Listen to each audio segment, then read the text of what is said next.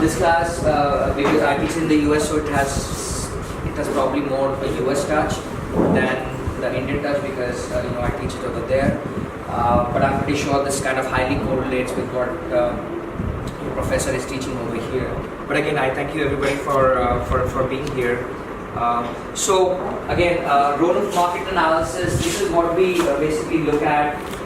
This is what I feel is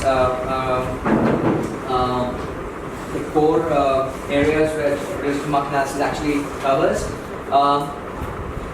One of the advice I give my students is that if you have to take 5 classes, in real estate, one of them has to be real estate market analysis, because I think it is kind of impacts pretty much any aspect of real estate, be it development, be it underwriting, which means from a bank's point of view, be it legal aspect of it, be it project feasibility, valuation. So I guess pretty much it covers all aspects of real estate. So some of the things that market analysis touches upon is on valuation. When you are valuing a property, what are the prevailing values in the market? How do you expect the values to go up and down? You need market analysis, in-depth market analysis to cover that. So that's how you use it in valuation. In investment, again, when investors look at acquisitions, they have an investment committee that they go through. So they have to prepare a dossier on the risk, how the markets are going to change, and what is the in terms of the pricing. How do you price your bid, or how much value do you put on the acquisition? So all the assumptions that go into those are a function of market analysis. So you use it over there. Underwriting is when an investor goes to the bank to for real estate. A lot of it is leveraged. It's funded. So when banks look at it, when an investor comes to them looking for funding for a development project or an investment project, anything like that, they look at what's the market, what the market can support, what the market supply and demand conditions, etc. When they look at it from a risk perspective. When developers are looking at a particular project, let's say a developer is looking at looking for a biotech park or looking for an IT park. IT parks have played a big role in supporting the software industry in India, especially in Hyderabad and Bangalore. So if you have been to Bangalore and run this, you will see these big IT parks. But if you go by scientific decision making, how much you should construct, what will be the best location, what kind of amenities you need to provide, what will be the tenants, what will be the pricing, all that is part of project feasibility. Any new project, let's say you're doing a mixed use project, what should be the uses in the project, alright? What kind of amenities, how much each component should be, that's all part of project feasibility. The highest and best use part of it, highest and best use analysis is when you have a piece of land and you don't know what to do about it, right? You can build retail in it, you can build residential, you can do mixed use, you can do office, you can do hotel, pretty much anything, right? What would be the most, I won't say most appropriate, that's what it says, highest and best use. So does it legally permitted? Is it financially feasible? And does the market environment, economic environment support it? So that's the highest and best use. So you have to go one by one, examining each specific property type and its use on a project, on a piece of land, and see which one of them is the highest and best use. Highest and best use also does not mean that the project that gets the highest returns or gives you the highest returns, often use the highest return, that will be the highest and best use. Because that may be the case, but if, I'll give you an example, when the markets crashed in the US in 2008, 2009, the banks, regardless of how good or bad the project was, were not giving any funding to hotel projects because they were considered to be the most risky. So even if there was a project that was, was shouting that it is a hotel project, in front of the ocean, right? pretty, if by gut feeling you go by for a hotel over there, the banks were not lending. So even though the returns were the highest, the revenues will be maximized over there, but the banks were not financing it. That's why it was not the highest investment. So that's an example of how you'll have to look at all aspects, so legal aspects, market supply and demand, and the economic environment. Sorry. Litigations, again, if there is a project and then there's some litigation going on, a lot of times real estate professionals are invited to testify in court, one side or the other, in terms of what went wrong, with the project. Classic example, especially in the US, is a lot of sites have contamination. They are contaminated because they were either a manufacturing plant or they were a gas station, so a petrol pump. So what happens in those cases is there's an environment aspect of it, so they have to be decontaminated. So in those cases, when there's a dispute between the developer and the owner in terms of value, in terms of decontamination, then you bring real estate experts on these litigation matters. So again, that's an example of when they conduct a market analysis to find out what went wrong, what the loss in value, things like that. Again, an eminent domain, which is something where the government takes the property because let's say they're building a rail line, and somebody's property is in the middle. So the government has the right, by eminent domain, it's a law. They can take over the property and then give the owner due compensation. So what would be the compensation? The owner can dispute the amount of compensation. So again, that goes into litigation. So again, market experts are brought in to find out how much would be the value that they have to be compensated for. Was it justified, or was it low, or was it high? Those kind of things. And the last thing is location analysis. It's very interesting. One of the things I do in my market analysis class is one of the project is a location analysis. So this is basically like, and I have it in the next slide, is where does McDonald's set up their next store? So you have the map of NCR. You have all these locations. It's against our science. Where should they set up the next store, which maximizes the revenues of the store, right? So that's again location analysis. So I have some examples in the next slide, but these are some of the areas and where the role of risk market analysis is very, very critical. And so like I said, it pretty much touches all aspects of real estate. So wherever you want to work, you would need that kind of expertise to use regardless of where you work. So some specific applications in investments, like I said, potential risk in the market, market trends, pricing model assumptions.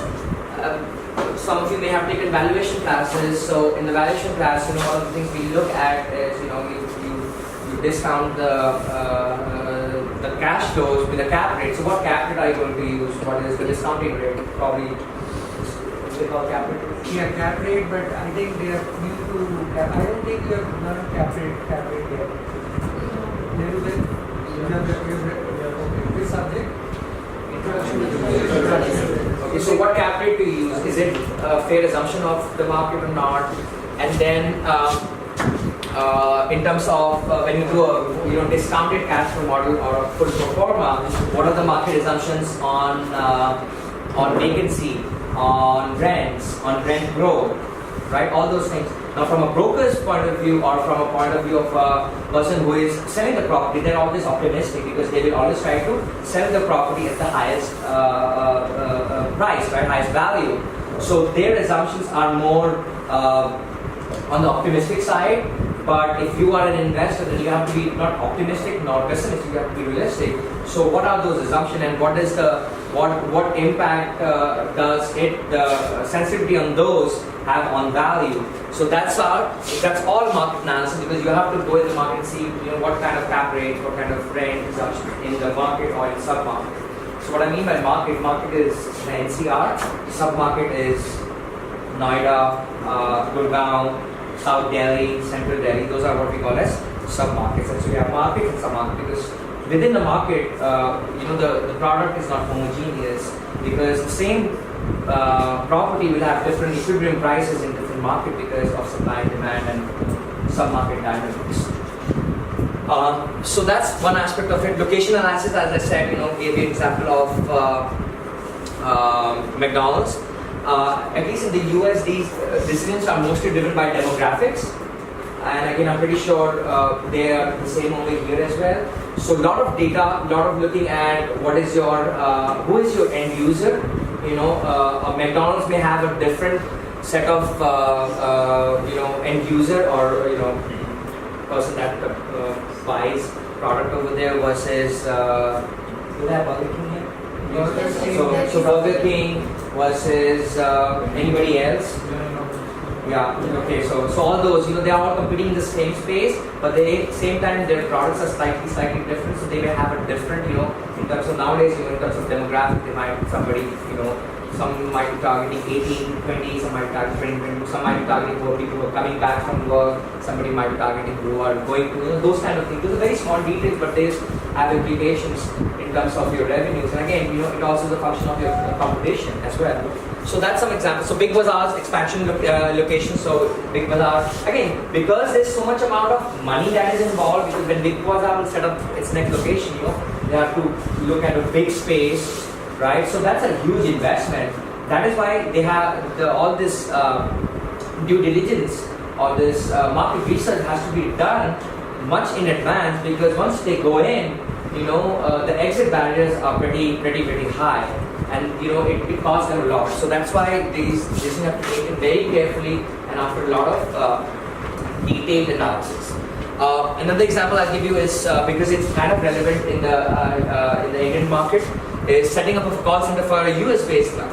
Right? So where did you go? So we will look at Bangalore. So at a macro level, once the client has decided to go to India, then within India you have multiple locations. You have Bangalore, you have Chennai, you have Hyderabad, you have Pune, you have Indore. And nowadays, more and more small, what we used to call as tier 2 cities.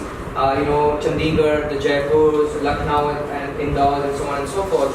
So those decisions, and once you've decided into a city, then within the city, what will be the best location? So there's a lot of things that go into all these things in these for the decision making. So it's almost a 1-year process.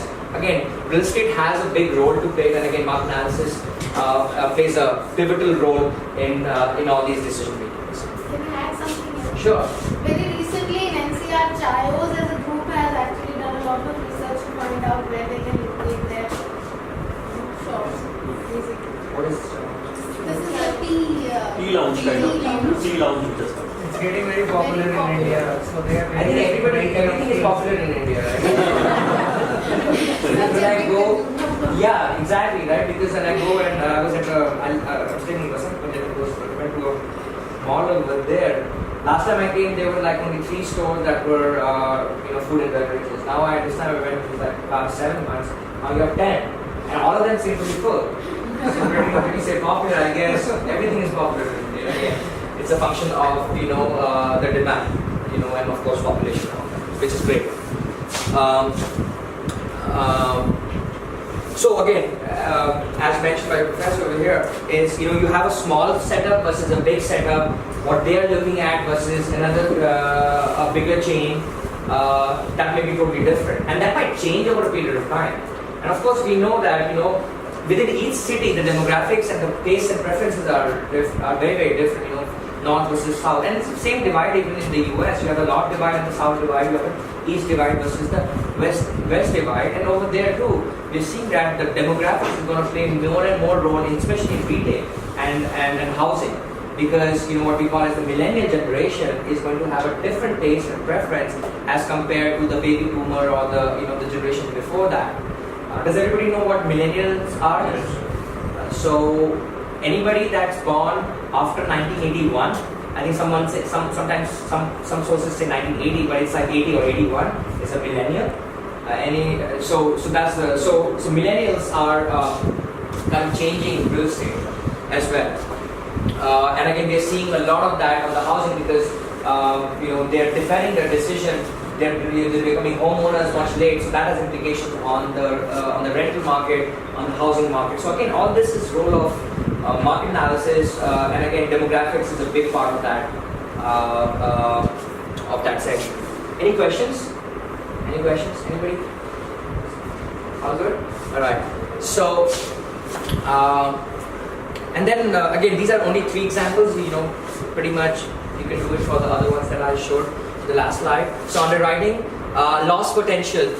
How much is the bank going to lose in case the market assumptions are not valid at the time of the project? Because real estate, unlike any other good like consumer goods or cars, very different. Because by the time that the project was conceived to the time that it hits the ground, you're talking about at least a couple of years, right? 2 years, right? So between the time then and now, things can change, things can evolve, and then what happens is, if you haven't planned properly, if you haven't done your market research properly, you're stuck with a lumpy asset, is what I call it, and then you're losing money, right? So that is why banks contribute 70 to 80% of the capital. Then that's a lot of money. That's more than the owner's contribution or the developer's contribution, right? So they have the most to lose. That is why they have to be very, very stringent in terms and very, very detailed in their analysis. And then lastly, market supply and demand. What is the supply? What is demand? Supply side is relatively easy to quantify because you can if I ask you to go out and find out the supply in Noida, you pretty much, everybody will come up with a relatively close number. So standard deviation will be very small, all the numbers will be clustered closer because it's easy. You can count the number of buildings and, approximate. But when it comes to demand estimation, that's the difficult part. It's like, estimating the GDP, the growth.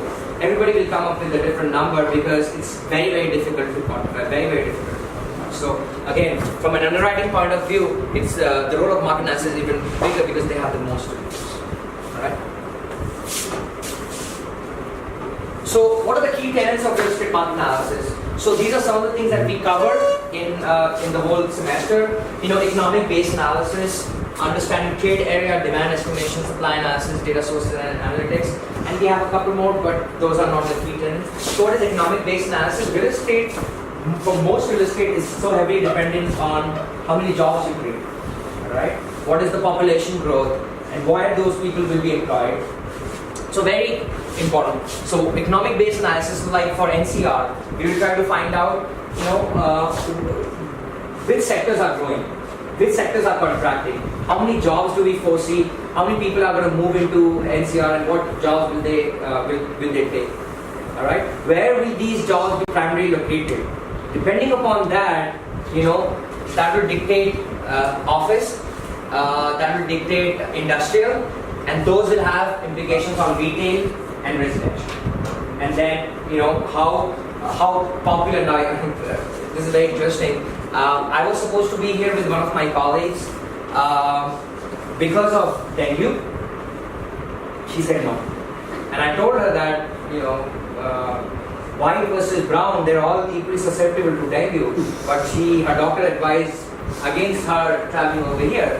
So what I'm trying to say over here is this kind of things will impact our hospitality industry in the NCR region, right? Because I was reading somewhere that this year this dengue and chikungunya is going to be more prolonged. It will probably go all the way to the festive season to Diwali. So what will happen is all the people who were actually the tourists, the number of tourists will decrease, and that will impact hospitality, right? Because then you'll have fewer number of people, fewer number of the RevPAR or revenue per room. Those rates are going to go down, occupancies are going to go down.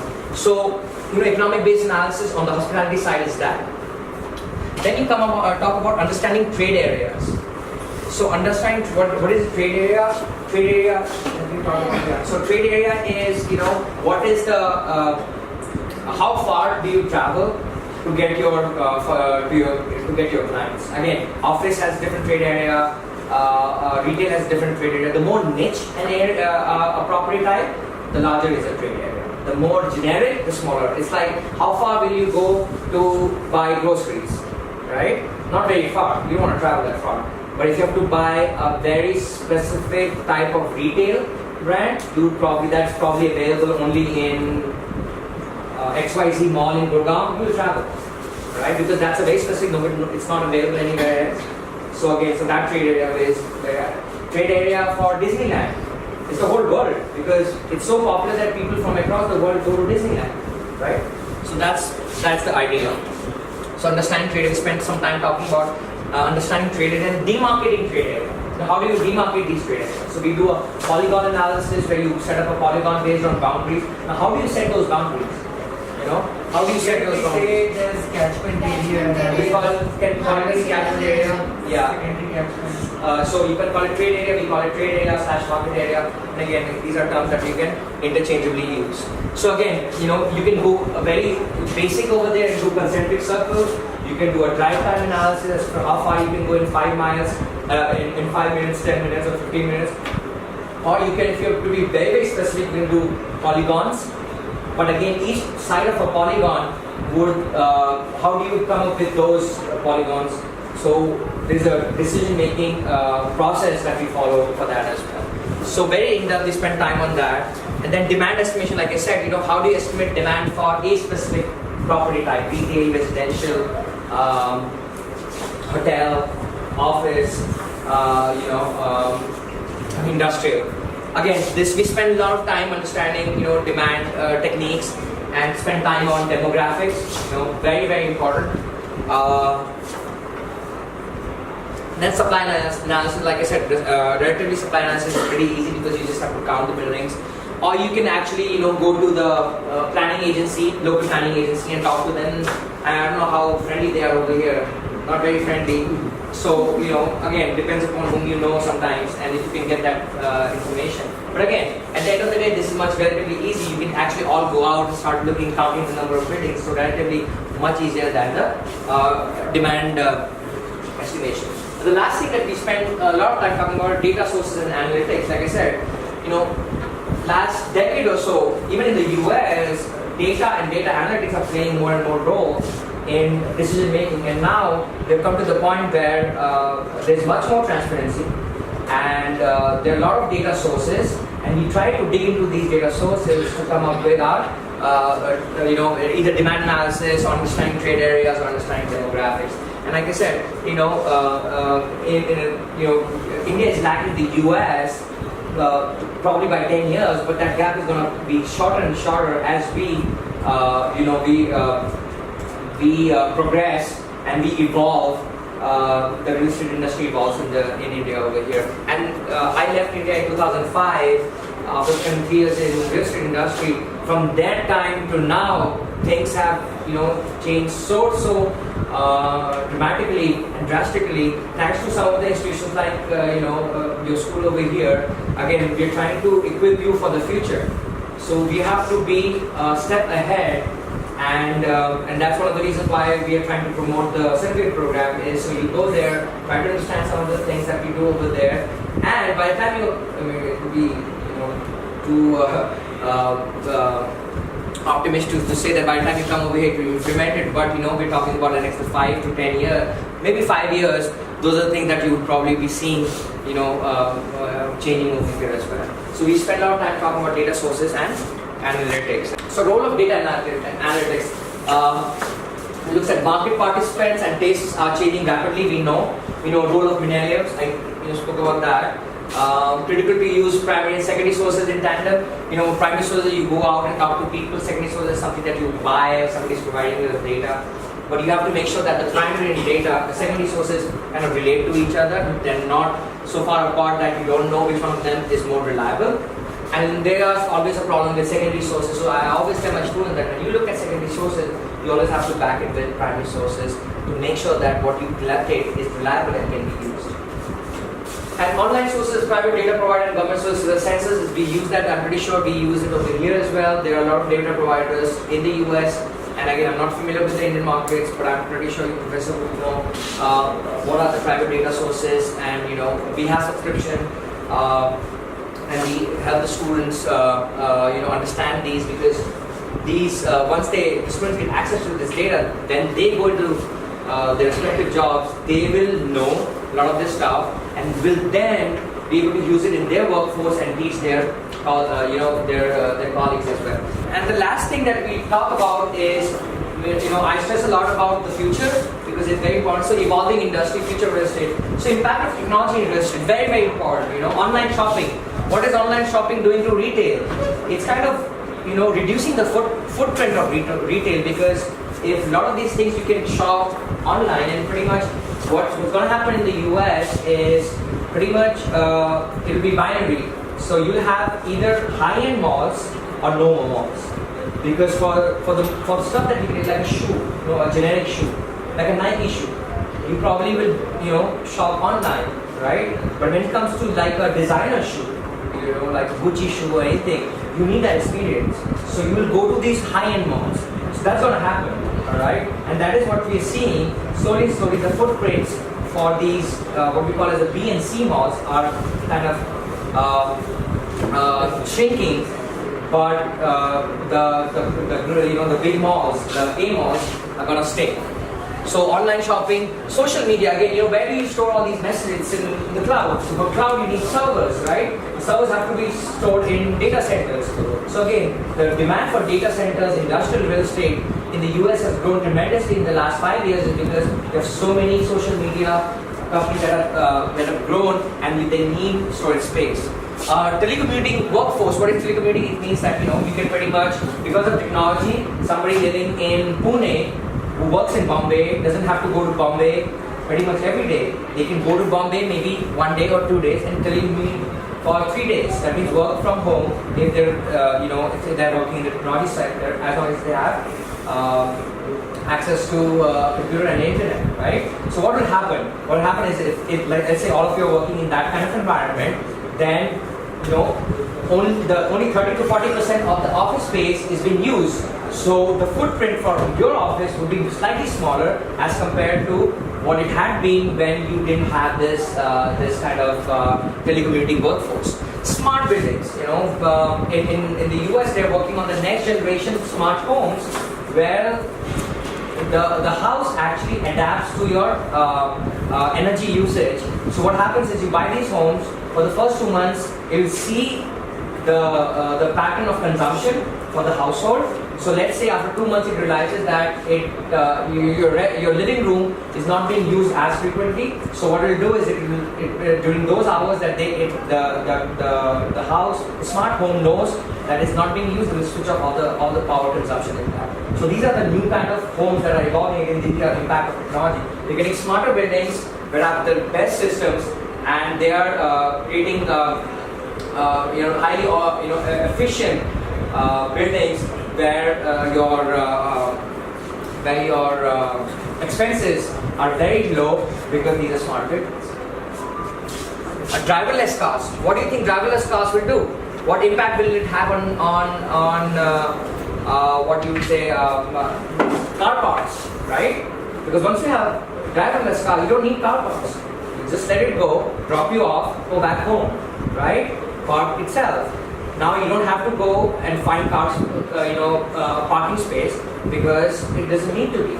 So again, that will reduce the requirements for parking lots, and those parking lots which are redundant will probably be used for some other property type, right? So again, redevelopment of those or reuse of those land parcels.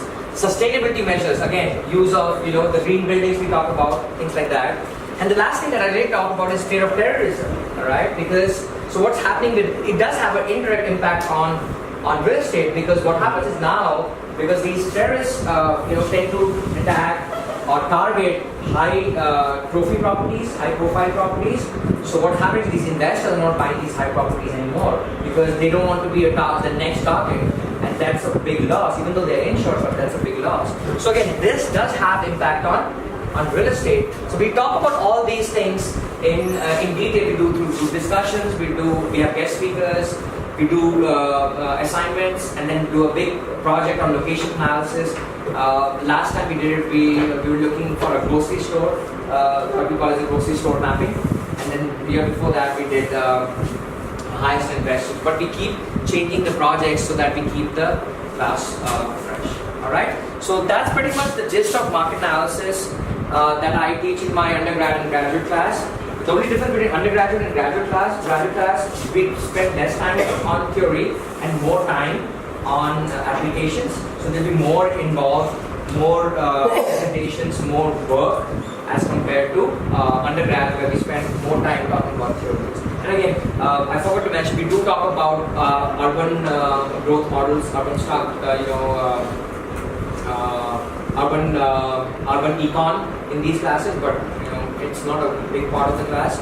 But I know your professor does teach that. So we do look at the different models, concentric city models, and a couple of others when we talk about this market analysis, because I think it's important from a urban structure, urban growth aspect to teach that in this. Right? Thank you.